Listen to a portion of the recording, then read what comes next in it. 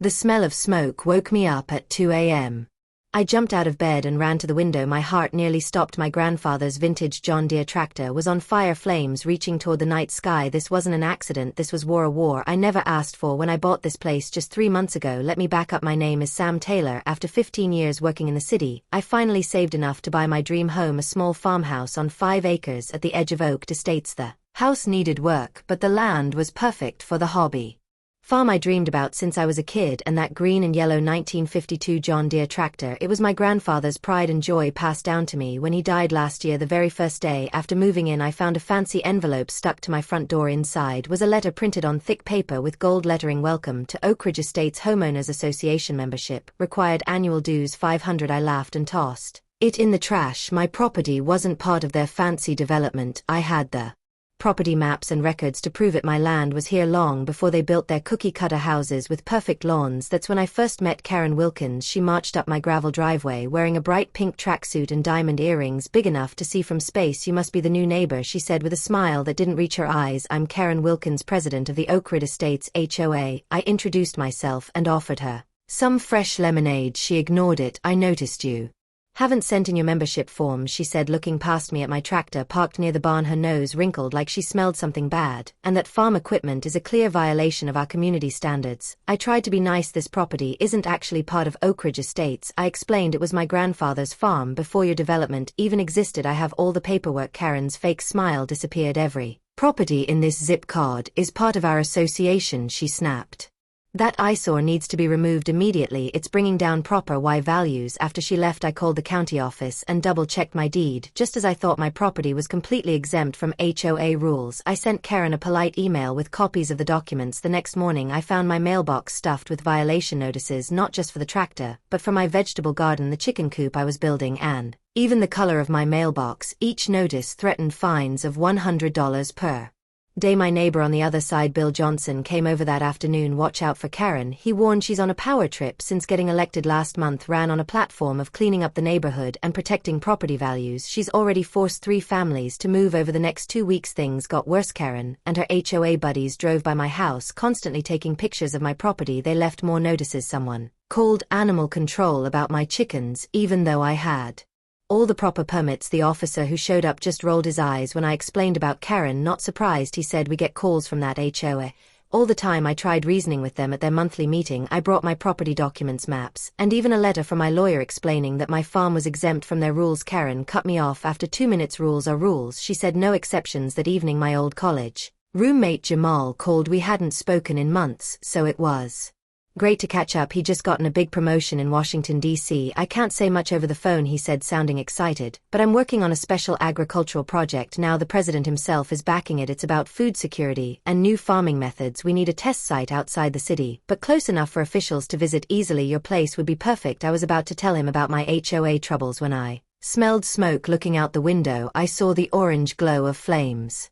Jamal, I have to go, I said, dropping the phone. Someone set my tractor on fire. I grabbed my fire extinguisher and ran outside in my pajamas, the cold night air hitting my lungs as I sprinted toward my burning tractor. The flames were all already taller than me, orange and angry against the black sky. I fought the fire as best I could, but the extinguisher wasn't enough. Then I noticed something that made my blood run cold. 4 people standing in the shadows across the street, just watching as I worked desperately to save my grandfather's tractor. One of them stepped into the light from the fire. It was Karen, wearing a bathrobe with her arms crossed, a small smile on her face. 3 men in suits stood behind her. I recognized them as HOA board members from the meeting. Fire department apartment is on the way, called Bill, my friendly neighbor, running over with his garden hose. What happened? Ask them, I said, pointing across the street. Karen stepped forward. Your unauthorized farm equipment is a fire hazard, she said loudly enough for the gathering neighbors to hear. This is exactly why we have rules against such eyesores. Perhaps now you'll consider joining our association and following proper guidelines. I couldn't believe what I was hearing. Was she actually suggesting that my tractor spontaneously caught fire at 2 a.m., that this was somehow my fault? The Ferret trucks arrived with sirens blaring, and the firefighters quickly got the blaze under control, but it was too late. My grandfather's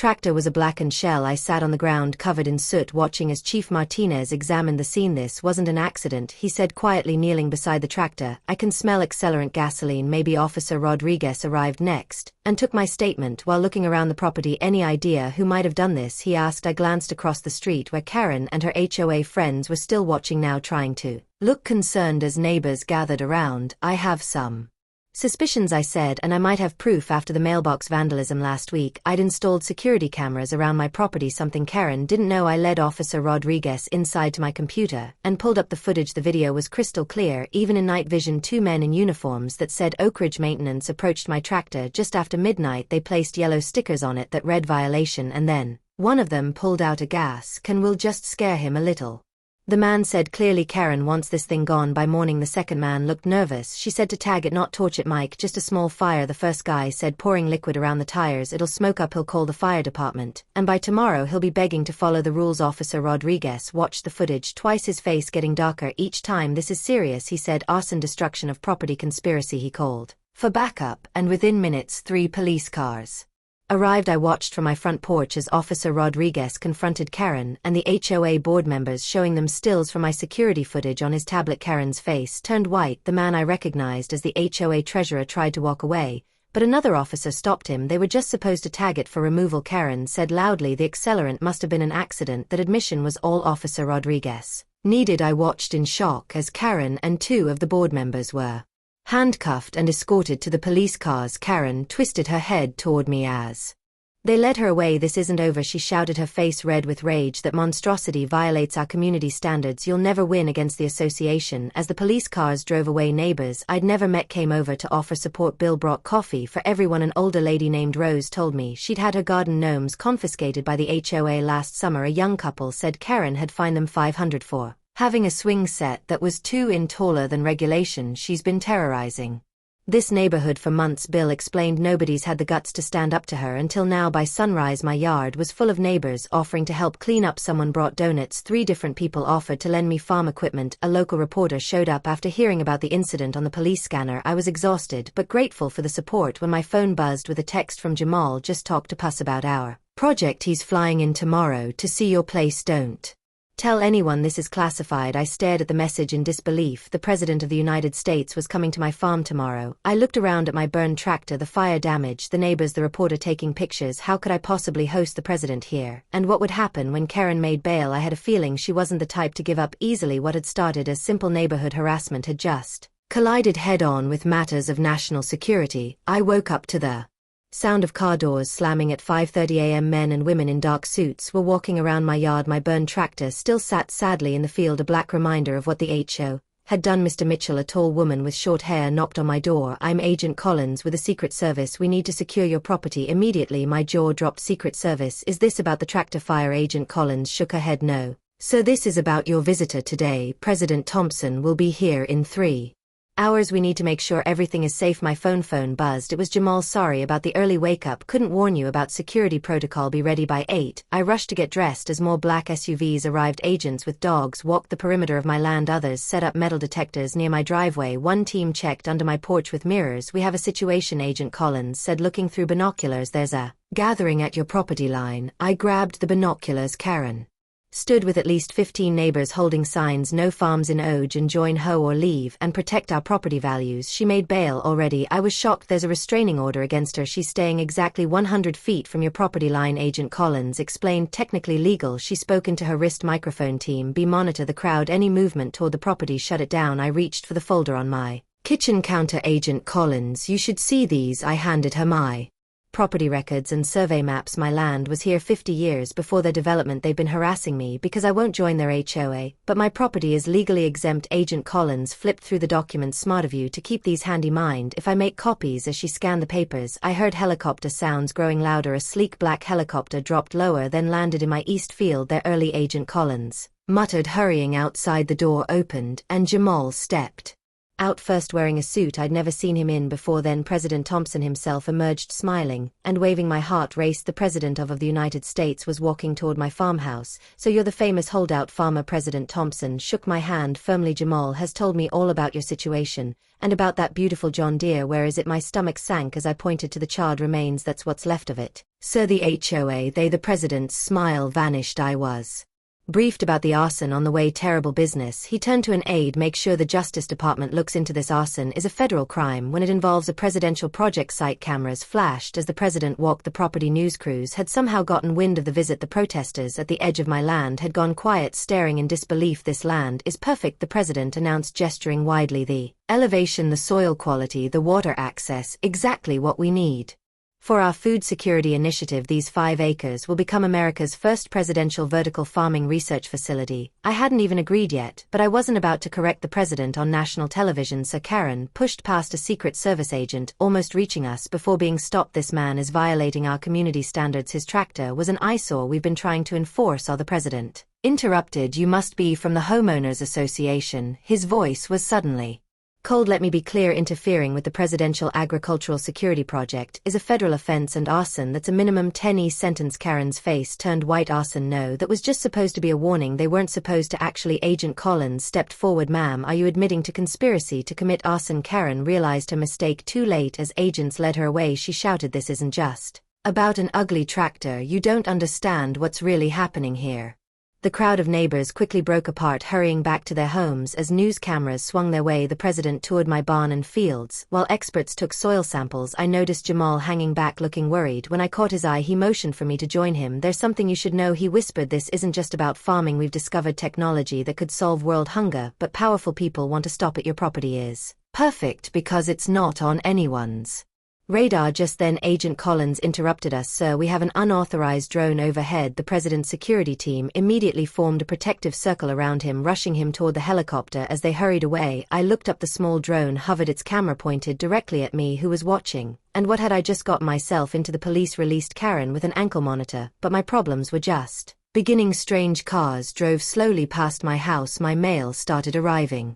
Opened, and that drone kept appearing, hovering just outside my property line. "Traced the drone," Agent Collins told me over coffee in my kitchen. She slid a folder across the table with photos. "Inside it belongs to Westland Development Corporation." I recognized the name instantly. "They've been trying to buy my land for years. They built the whole Oaked neighborhood." Agent Collins nodded. And guess who funded Karen's HOA presidency campaign? Westland donated $10,000 to her community improvement fund. My security system pinged on my phone. Someone was at my mailbox. I checked the camera to see Karen stuffing papers inside. "Isn't she violating her restraining order?" I asked. "Not quite. Your mailbox is technically on county property, just outside your land," Agent Collins sighed. "But I'm more interested in what she's delivering." We walked down to check. Inside was a final notice. "Last chance, $500,000 for your property offer. Expires tomorrow, $500,000. I whistled. My property was worth maybe $300,000. At most. They're desperate," Agent Collins said. "But why?" That afternoon I dug through old county records online. My grandfather had mentioned something about mineral rights when he left me this land. After 2 hours of searching, I found a geological survey from 1972 showing a potential aquifer under my property, one of the largest in the state. "It's not just about luxury housing," I told Agent Collins. When she returned, "It's about water rights." Just then my security system alerted again. My backyard camera showed Karen talking to a man in an expensive suit near my shed. "That's Marcus Reynolds," Agent Collins said, grabbing her radio. "CEO of Westland Development." We rushed outside, but they were already hurrying away. A business card had been left on my back step. "Final warning." That evening Jamal arrived with a team of scientists. "We need to start soil sampling tonight," he explained. "The president wants result by morning." As they worked under floodlights, Jamal pulled me aside. "This isn't just about farming anymore. Our vertical farming technology uses 95% less water than traditional methods. Companies that control water rights stand to lose billions like Westland." I asked. "Exactly. They're not just a development company. They're owned by Aquacore Industries, one of the largest private water rights holders in America." The scientists gasped. Suddenly one of them held up a soil sample, glowing faintly under a special light. "What is it?" I asked. "Rare earth minerals," the scientist explained. "Essential for advanced technology. Your land has one of the richest concentrations I've ever seen." Jamal's phone buzzed. His face turned serious as he read the Message: the president's food security advisor has disappeared along with our project blueprints. A traitor, I asked. We think so. And a crash from inside my house interrupted him. We raced inside to find my front window shattered. 3 people in black masks were already in my living room. I grabbed a shovel from beside the door and swung it, connecting with one intruder's arm. The light suddenly blazed on. Secret Service agents I hadn't even known we watching the house swarmed in from all directions. The intruders were quickly pinned to the floor. Agent Collins pulled the mask off one of them. I recognized the face immediately from the business card. Marcus Reynolds, CEO of Westland. You think this ends with me? He snarled as they handcuffed him. We've got judges, senators, governors on our payroll. This goes higher than you can possibly imagine. As they led him away, one of the scientists called out from a yard, you need to see this right now. We hurried outside. The soil samples had been arranged in a row, each one glowing more brightly than the last. This isn't just about farming or water, the scientist said excitedly. The mineral composition here could revolutionize battery technology. Whoever controls this land controls the future of energy storage. My simple farm had suddenly become the center of something much bigger than a neighborhood dispute. We need to move you to a secure location, Agent Collins insisted, until we know who else is involved. You're not safe here. As I packed a small bag, my phone rang. It was a number I didn't recognize. Mr. Mitchell, a woman's voice said. This is Senator Williams. The first. Understand you've had some trouble with your homeowners association. How did you get this number? I asked. That's not important, she replied. What's important is that I can make your problems disappear if you're willing to sell your land to the right buyer. I looked at Agent Collins, who was motioning for me to keep the caller talking while she traced the call. And who would the right buyer be? I asked.